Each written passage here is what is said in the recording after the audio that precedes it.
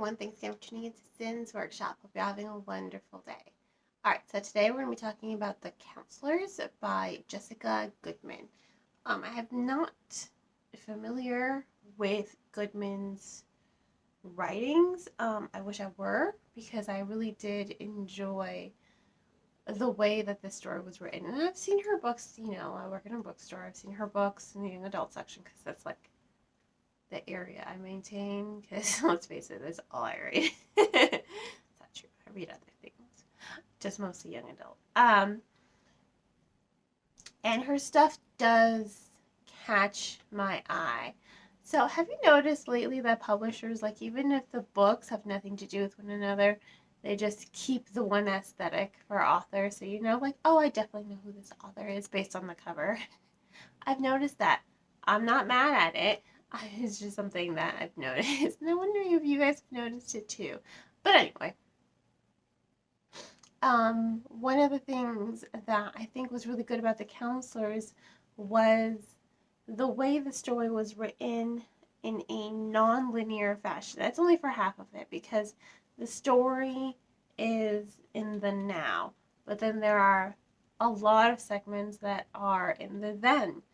And I really liked how they weren't linear. I mean, it would have been easy, I think, for the author to just go like A, B, C, but this is the thing that annoys me sometimes with authors. When they do flashbacks and memories, and they do it in a, it doesn't matter if it's linear or non-linear, well, they bring about a memory that really adds nothing to the story. Now, thankfully, Goodman doesn't do that, and that's why I really enjoy the non-linear aspect of it, because it was realistic. Memories come to us in the strangest of moments, whether it's reflective of our relationship with someone or reflective of the situation that we're in. And I think in Goldie's case, she's our main character, it's a little bit of both.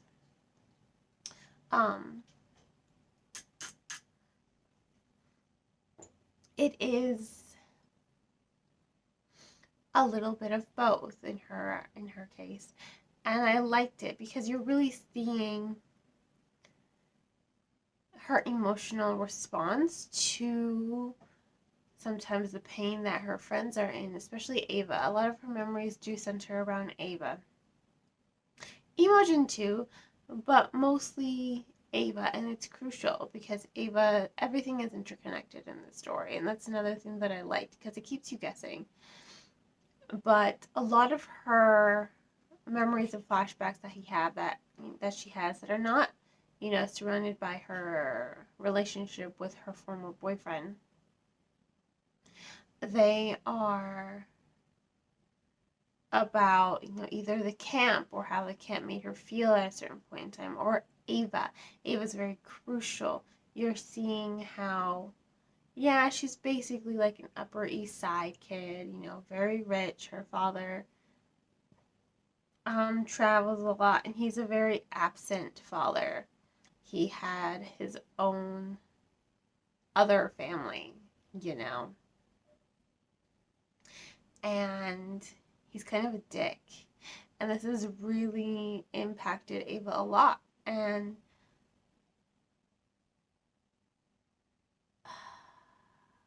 I liked that. Sorry, I was about to go on another tangent, but I had to reel myself in. I liked that you're seeing the memories play out in this non-linear format, because you're really getting to know Goldie through her memories, through her interactions. You're getting to know the pain that she's been in and why she's decided to keep secrets from her friends. People keep secrets for any number of reasons. And sometimes it's because, they're just kind of ashamed or embarrassed about the situation that they're in. And you really do feel for Goldie as a character. Do you agree with all of her choices? No. She basically gives up any future she has for a boy. Man, I'm not saying that's a bad thing, but it really did have a negative impact on her life. And you'll see if you read the book just how negative of an impact it did. But that's what young love does to you. It makes you stupid. I can attest to that. I think many of us can. Young love makes you do stupid things. And they both did stupid things, both of the characters. So you're really getting to know a lot of the relationships as well. You know, the relationship between the camp, Alpine Lake Camp, and the town, Rosewood? I'm pretty sure it's Rosewood. You're getting to know the relationship between the camp and the town that basically, you know, wouldn't thrive without the camp. Or would it? You're seeing a lot of the interconnectedness in the story through Goldie's memories. And I love the fact that that is very essential to the storytelling. Because it does keep you guessing, you know. Goodman throws in a lot of red herrings and a lot of misdirection. And the red herrings are, you know, they're so obviously red herrings that you're just like, but is it really a red herring? You know? She keeps you looking every which way so that you're not paying attention to who the real bad guys are. And I didn't see that coming at all, you know? Like, she drops hints here and there, but even in hindsight, I mean, those hints are so very minimal. They're there for sure, but I really don't think like hint 1, hint 2, hint 3 would have been like, oh, yeah, these are the bad guys. I wouldn't have thought about it at all. It didn't even occur to me to think of these guys as the bad guy. And that's what I liked about the story. It did keep me guessing. It was unpredictable. Didn't see that coming. Lots of misdirection, lots of red herrings. And that's why it makes for a really good mystery thriller. What I also think is key here is the pacing. Again, when you have a novel that's going, you know, then now, you have to make sure that that momentum that you have in one part translates into the other part. Because if it goes like, the then is really fast paced and then your now is really slow paced, you know, it's kind of jarring for us as readers to go from pace to pace. There has to be this nice fluidity to it, and Goodman does that. She's really good at capitalizing on that pacing, on making sure that as she's entering a memory, that memory matches the pacing of the now. You know, that's just very good writing, very good storytelling. And I really thought, you know, bravo to her for that, for being able to keep up that momentum and that pacing as she goes from the then to now. Because as the tension of the story rises, and as we're on our way to discovering who the bad guy is and what is going on in this book, the then and now pacings do rise with it, you know, they match.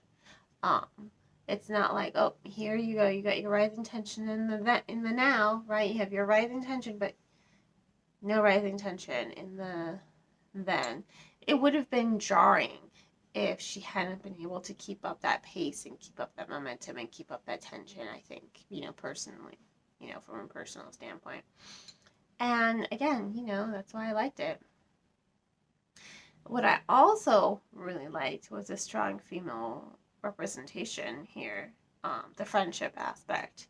Ava, Imogen, and Goldie they're all different. Ava and Imogen, you know, they live closer together outside of camp.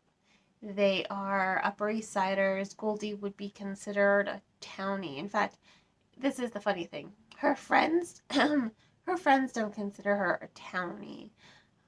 But the town itself likes to remind her, like, yeah, you're a townie. So instead of her friends kind of reminding her of her place in the social ladder, it's really her town that's kind of being like, yeah, we're stuck down here. We need to bring you down here with us. And it's reflective of, you know, this small town. Everyone has this mentality, oh, it's very hard to get out of this town. It's very hard to get opportunities out of this town. You know, once you're here, you're stuck here. It's a small town, you know. And I like that her friends stick by her through thick and thin. You get to see a lot of people did abandon her throughout the story, through her memories. And Ava and Imogen, you know, once they find out the truth of everything, they don't shame her. They don't make her feel ashamed. They don't call her stupid. They're just like, for a boy, they're just like, we're so sorry you had to go through that. We're so sorry we weren't there. I mean, it's her fault they weren't there, but they're apologetic. They're empathetic. They're just like, we see your pain. We've also been through our pain. Our fault is just keeping our secrets to ourselves instead of trusting one another like we've always done, you know? So they don't shame each other. And they've all, you know, Imogen lied about something, Ava has lied about something and kept her own secrets. So I like the strong female representation, the friendship in this story, because you're really seeing how they've come together. They don't let social status or money get in the way of their friendship. They stand by one another. And I think that really is like a call to action. I think in society today, right now, women have a tendency, and not just women, but you see it more often in women. I mean, men too. You know what? We just tend to shame one another. You know, women tend to shame women, men tend to shame men. And it's just like, no, just like stop doing that. Like, we should be supportive, a supportive community, just like in the story. They are supportive of one another, and I love that. I love how Goodman capitalized on this idea of being supportive of one another, showcasing that support for every character. I think it really did give a lot to the story and those character dynamics and the character growth here. It also did add to some of the tension in the story, seeing the friendship kind of pushed against, you know, like there's just push and pull, like, are they going to break up or not? What's going to happen? Kind of thing. You're like, no, you guys are best.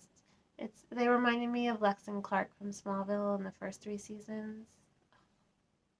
That was a great friendship right there. They let a girl and secrets get in the middle of it. Sorry, was not a fan of the Lana drama.